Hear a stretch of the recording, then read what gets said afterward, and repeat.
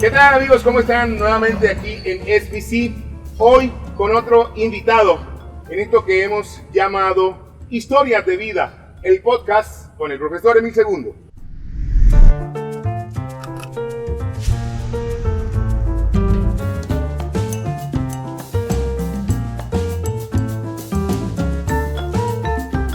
Y sí, estamos acá con nada más ni nada menos que el profesor José Gabriel Martínez.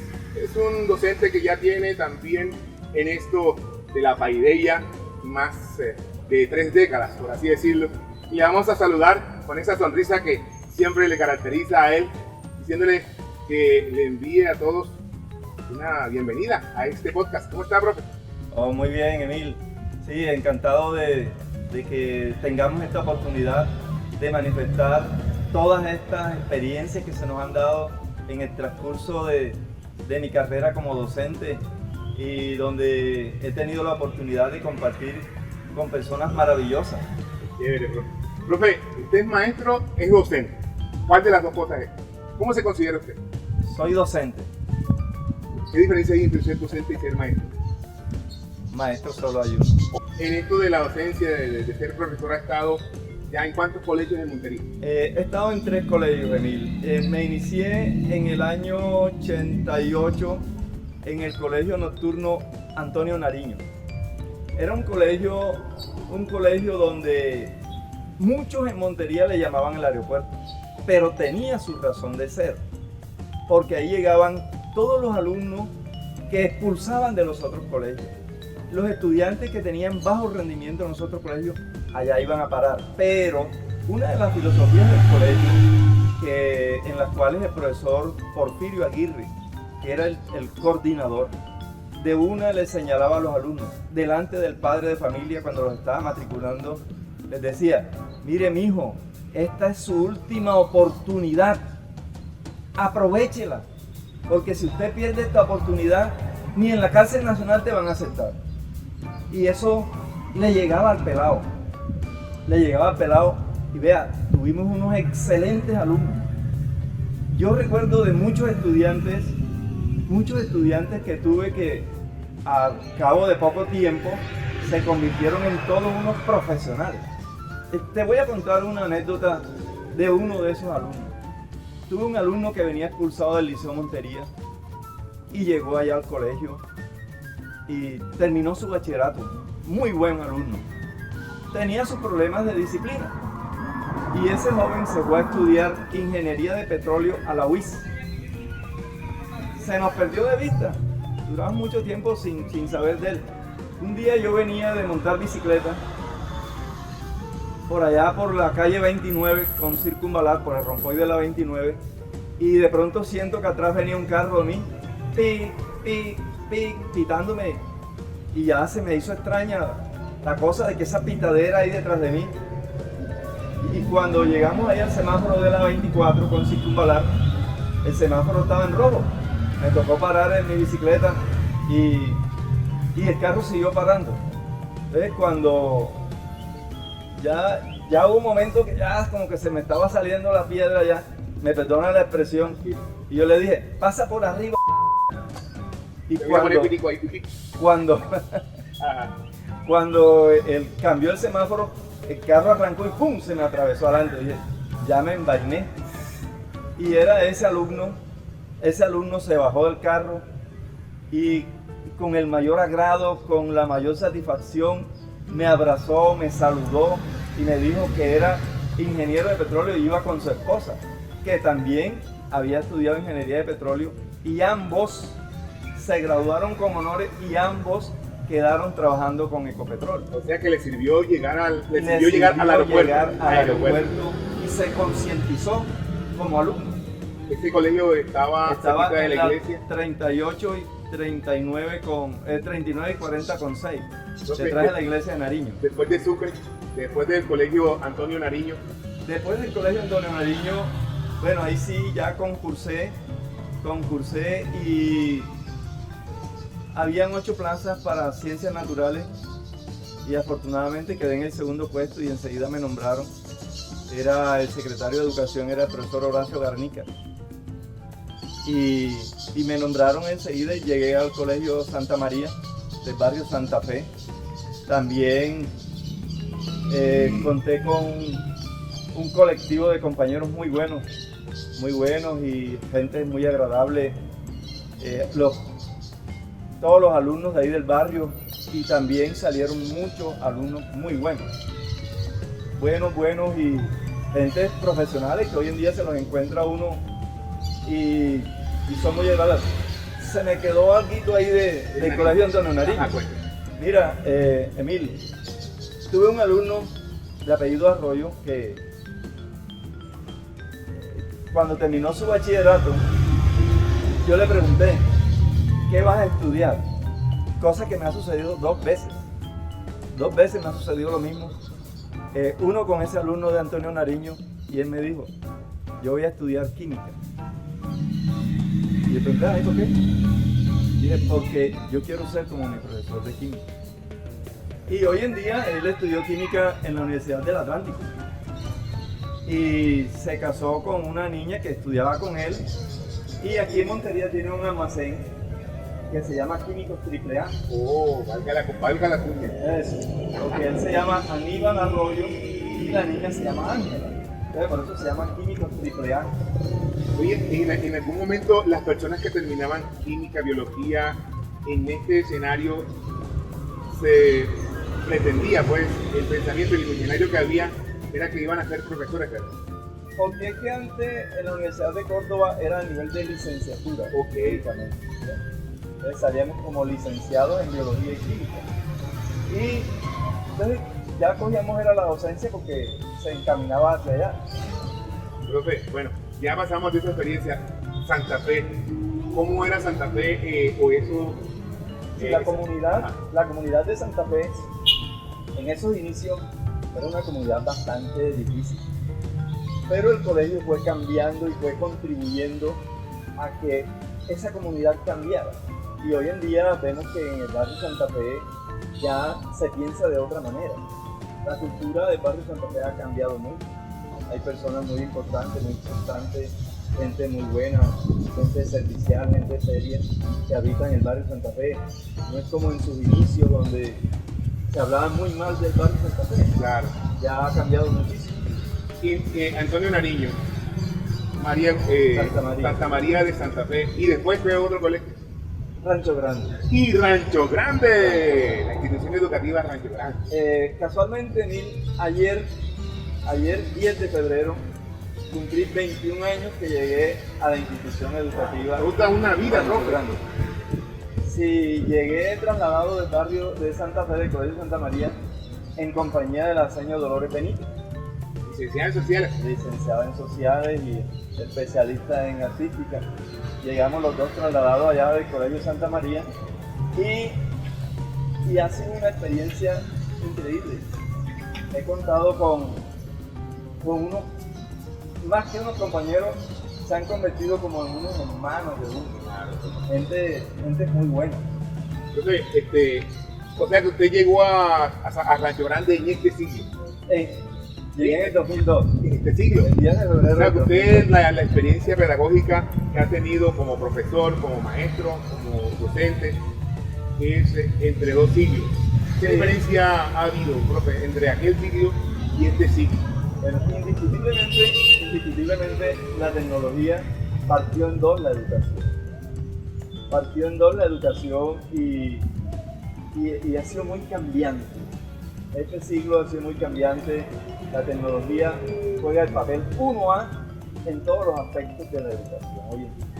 Profe, pero ustedes es de lo que piensan también que la tecnología es meter un dispositivo al salón, no. Un videobingo, ¿o qué piensa usted cuando...? No.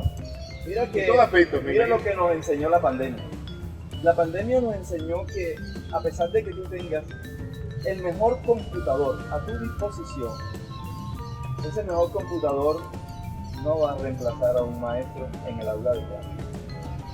El maestro que va a su salón a hacer su clase es irreemplazable. Puedes tener el mejor computador del mundo, pero el maestro es quien orienta la clase en el salón. Profe, a usted le tocó esa época, siempre hago la misma pregunta. de darle con una tablita a alguien, pellizcarle, todavía no?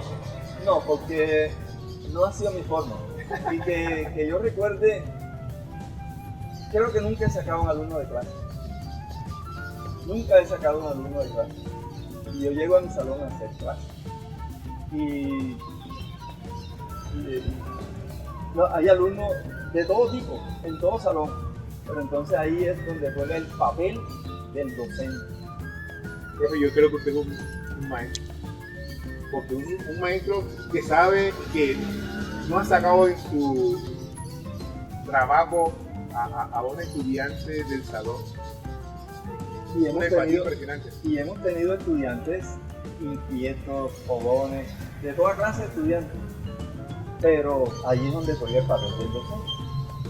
Y por eso en la universidad, en las licenciaturas, se veían las materias de PGPD, Principios Generales de Pedagogía Didáctica. Ahí es donde se aprende ese dominio que uno tiene que tener de todos los alumnos. Claro. Y fijar en el alumno como el elemento 1A de la clase. Profe, o sea, dígame una cosa, ¿vocación o formación fue lo de usted? Ante todo, vocación. Ah, usted tiene vocación. Vocación, sí, porque a mí me contaba mi mamá que cuando yo estaba pequeño y nos reuníamos 3, 4, siempre terminábamos jugando era el colegio. Y yo siempre era el profesor. Entonces, eso ha sido vocación. Vamos para una partecita personal. Profe, usted es deportista. Toda la vida. Toda la vida. Toda la vida he sido deportista y es lo que me ha apasionado. Mira que yo siempre le digo a mis alumnos, muchas veces siempre a comienzo de año empiezo a motivarlos y les digo que mi vida yo la resumo en 3 actividades. 3 actividades. Leer, me gusta leer mucho, como herencia de mi mamá era una lectora empedernida. Heredé esa parte de mi mamá, leer. Enseñar y montar bicicleta. Esa ha sido mi gran pasión. Mi gran pasión es la bicicleta.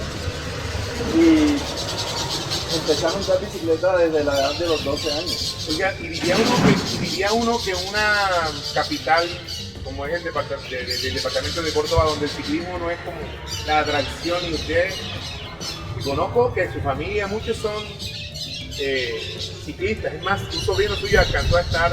En mi familia se respira ciclismo. Oh, santo cielo, palabras mayores. En mi familia se respira ciclismo. Mira que cuando yo estaba en el colegio y transmitían la Vuelta a Colombia, o yo tenía que salir a la calle y dejaba el radio en la casa prendido, y cuando llegaba le preguntaba a mi mamá, mami, ¿cómo quedó la etapa? Y ella empezaba a contarme cómo había quedado la etapa. Lo mismo sucede con mis hermanos.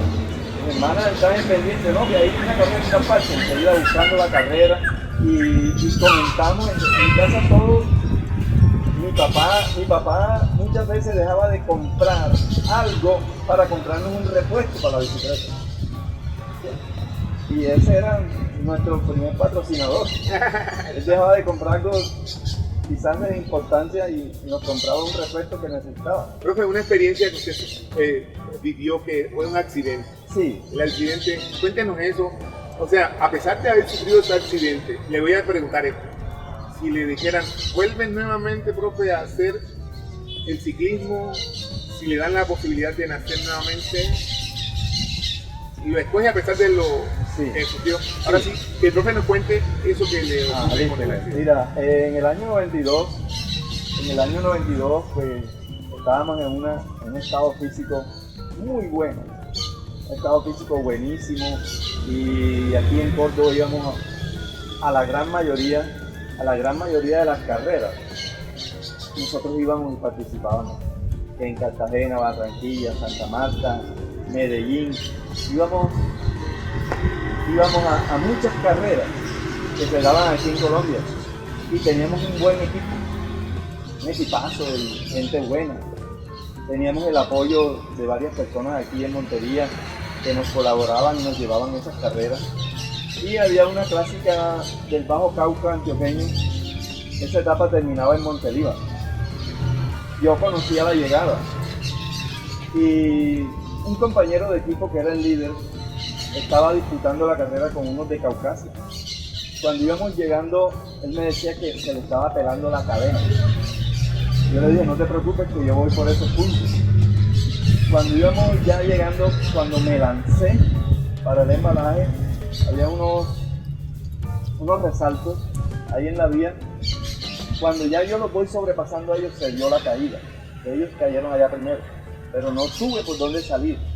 Y ahí yo impulsado, me fui contra un poste y me rompí la clavícula y tuve una abulsión del plejo branquial en C5, C6, C7. Y digo que me salvé porque llevaba un buen casco. Pero ahí vinieron las complicaciones y de pronto un mal diagnóstico de un médico en Medellín agravó más la cosa. Porque cuando quise ir donde el doctor Jaime Fandiño en Cartagena, ya el daño estaba hecho. Ya se había presentado una atrofia muscular y llegué a tener el brazo en cero. Y con el brazo izquierdo no sabía hacer ni la hoja. Me tocó duré 3 meses aprendiendo a hacer mi nombre, empezando a hacer palitos, a hacer bolitas en el tablero. Duré 3 meses aprendiendo mi nombre. ¿Y ya usted estaba nombrado en qué colegio? Estaba en Antonio Nariño. En el Antonio Nariño. ¿Y le tocó aprender nuevamente Me tocó aprender a escribir. Usted era derecho y perdió la movilidad. Perdió prácticamente su brazo derecho. Sí, perdí la movilidad del brazo derecho total, porque tuve esa abulsión en C5, C6 y C7. Pero me sobrepuse a eso y no quise que me dieran una indemnización. No la quise. Y dije, no, yo tengo que superar. Y empecé ese proceso de superación y a raíz de la caída, que duré prácticamente como 2 años sin montar bicicleta, unos compañeros se retiraron. Mi hermano también dejó de montar, otros compañeros, a raíz de lo que me había pasado a mí. Yo dije, no, tengo que volver. Y empecé de nuevo a montar y después de eso seguí montando con ciertas limitaciones, que tenía que tener mucho cuidado, pero sin embargo... Yo lo he visto cuando va, yo voy en mi burrita y pasa el profesor como a 60, 45 kilómetros y wow, profe. Sin embargo, después de eso gané muchas carreras. A pesar de tener esa limitación, gané muchas carreras. Pero la ganó en carreras con personas pues que... normales. Con completos ellos. Wow, profe. ¿Qué le ganó a esas personas? A muchos con sus miembros completos. Yo corría una categoría, de pronto el único que tenía una lesión era yo. Y aquí, y en Cartagena, en Sincelejo, en muchas partes, corría así. Y ya hace como, ya de 2 años, he seguido montando bicicleta, más esta mañana hice 60 kilómetros. Estuve allá arriba del kilómetro 30, la vía Planeta Rica. Pero ya dije, a nivel de competencia no, sino a nivel de satisfacción personal, por salud, por mantener mi estado físico. Entonces, por eso he seguido montando mi bicicleta. Esta mañana monté sabroso. Qué bueno, bro. Entonces, 60 kilómetros esta mañana. Santos cielos, profe. No le voy a decir una cosa aquí porque se va a escuchar a mí muy grosero, pero le felicito. Qué potencia. No. Qué potencia. Gracias. Cuénteme algún detalle que se le ha quedado al respecto. Mira, Emil, en la institución educativa Rancho Grande he tenido muchas satisfacciones con mis alumnos. Tuve una niña, esa niña se llama Catherine Borja, una niña normal, común y corriente del barrio, que esa niña también fue la otra que me dijo que iba a estudiar química. Y estudió química en Bogotá. ¿Y usted sabe dónde llegó esa niña? Ajá. Esa niña llegó a ser la presidenta de los químicos de Colombia. Egresada de Rancho Grande. Para que vean nuestros estudiantes, porque yo también soy profesor docente adscrito al colegio Rancho Grande, que cuando uno quiere y le presta atención con disciplina, la educación puede llegar lejísimo, ¿cierto? Claro, mira, esa niña llegó a ser la presidenta de los químicos de Colombia, Catherine Borja. Y ella fue la representante de Colombia ante la International Junior Courier Association Chemistry. Wow. De la UPAC, que tiene su sede en Suiza. Y eso no es cualquier cosa, allá no llega cualquiera, ¿cierto? Entonces, y también muchos alumnos, mira, tuve un alumno Carlos Pacheco. Carlos Pacheco fue un alumno que se propuso ser el mejor. Él se lo propuso. Y ese alumno llegó a ser el mejor. Y ganó beca, estudió medicina en Barranquilla. Ya es el doctor Carlos Pacheco. Sí. Con él tuve mucha empatía porque desde que él estaba en grado 10, él me decía, profe, tráigame material para yo prepararme. Y yo le llevaba material a él de IFE. Y él mismo se encargaba de desarrollarlo para él prepararse para las pruebas. Y alcanzó su beca. O sea, vieron estudiantes que no necesariamente un curso es el que te va a dar las Cuando herramientas. eso no habían esos cursos en el colegio, no hacíamos cursos. Y ese alumno se preparó prácticamente él solo. Y me consultaba esto, lo otro. Y alcanzó su beca y es el doctor Carlos Pacheco.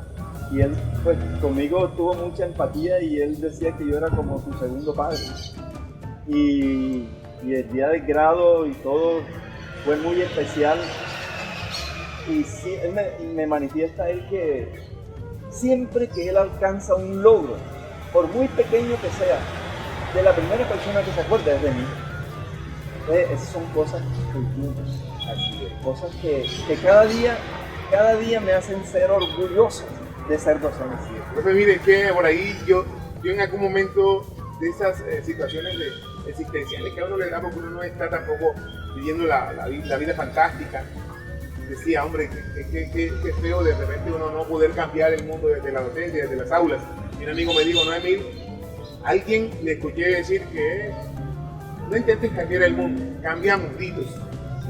Cada cabeza de esos niñitos que nos están viendo, con los que reímos, con los que a veces, vea, profe, aunque usted no lo quiera reconocer, a veces nos da una amiguita de piedra. Sí, claro. Ellos están ahí, con esos niñitos, a veces uno quiere tirar la toalla, pero siga para adelante, man. Ahí es donde empieza a actuar el docente. Esa partecita de esa pedagogía, de ese docente y de ese maestro que todos tenemos. Y el colegio Rancho Grande cuenta con una nómina excelente. Los profesores de todas las generaciones. En el colegio Rancho Grande, los maestros del 2277, todos están en la 14. Y los maestros del 1278, la gran mayoría tienen maestría.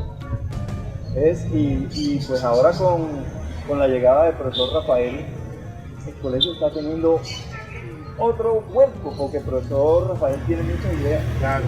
Tiene muchas ideas y es una persona comprensiva y que quiere para nuestra institución, para la población del Colegio Rancho Grande, que cambie y que sea la mejor. Y esa es nuestra meta. Profe, ¿qué le quiere decir usted a los niños, a los familiares que lo están viendo hoy en este podcast con SPC? SPC es Emil Segundo Pérez Chica y soy yo. ¿Qué le quiere decir a las familias, a esos chicos que nos están viendo, a estos papás que de pronto hoy son papás de otro de los peladitos que usted está educando y dice, bueno, ese fue mi profesor? ¿Qué le quiere decir? Mira, casualmente en esta semana hubo reuniones con padres de familia y tuve la oportunidad de encontrarme con muchos padres de familia que fueron mis alumnos. Entonces, es muy satisfactorio cuando ellos le dicen a su hijo, ¿tienes clase con el profesor Martínez? ¡Oh! Ese profesor, mira, Claro. Entonces, eso llena. Profe, Eso llena y que ellos saben de que están en buenas manos. Y así como lo hago yo, sé que todos mis compañeros también lo hacen. profe, quiero antes de despedir, agradecerle, ¿veo? Porque siento un aprecio muy especial por ustedes. No voy a declo de esta manera, o sí lo voy a decir, no es gratuito que usted esté aquí conmigo porque siento una empatía que también cuando lo veo interactuar con los estudiantes, se nota esa camaradería que usted tiene con los estudiantes. Sí. Y por eso me agrada hacerle digámoslo así, reconocimiento y también como un experimento, una fenomenología para hacer análisis de lo que es ser docente? Algunos dicen maestro, profesor y eso. No, Emil, a ti también. Estas iniciativas que tú tienes, esta es tu inquietud, este es tu hobby, esto es lo que a ti te gusta hacer. Entonces, pero en el fondo, ese trasfondo que tú le quieres meter a esto es muy positivo. Positivo para ti, positivo para nuestra institución. Porque sé que esto enriquece. Esto enriquece. Y allá en el colegio hay personas muy valiosas. Claro, profesor. Así es. Personas valiosísimas. Entonces, gracias. Bueno, otra cosa. Hijos, ¿cuántos tuvo? Dos hijos. ¿Qué son? El mayor estudió negocios internacionales en AFIT, en Medellín, y es funcionario de la DIAN en Medellín. El otro estudió economía y finanzas y vive en Ciudad de México. Trabaja con la Bolsa de Valores de Ciudad de México. Es muy bien con ellos. Son personas muy nobles, muy nobles y constantemente estoy en comunicación con ellos. No cambiaría nada por nada de su vida. Si le volviera la volviera a repetir, sería esta misma. Sí, sería la misma. Entonces, gracias por estar con nosotros aquí en FBC. Gracias, Emil, a ti. Y si usted tiene una experiencia con el profesor, escríbela, compártela. Aquí en Historias de Vidas, el podcast de FBC. Yo soy Emil Segundo Pérez Chica. Gracias por estar con nosotros.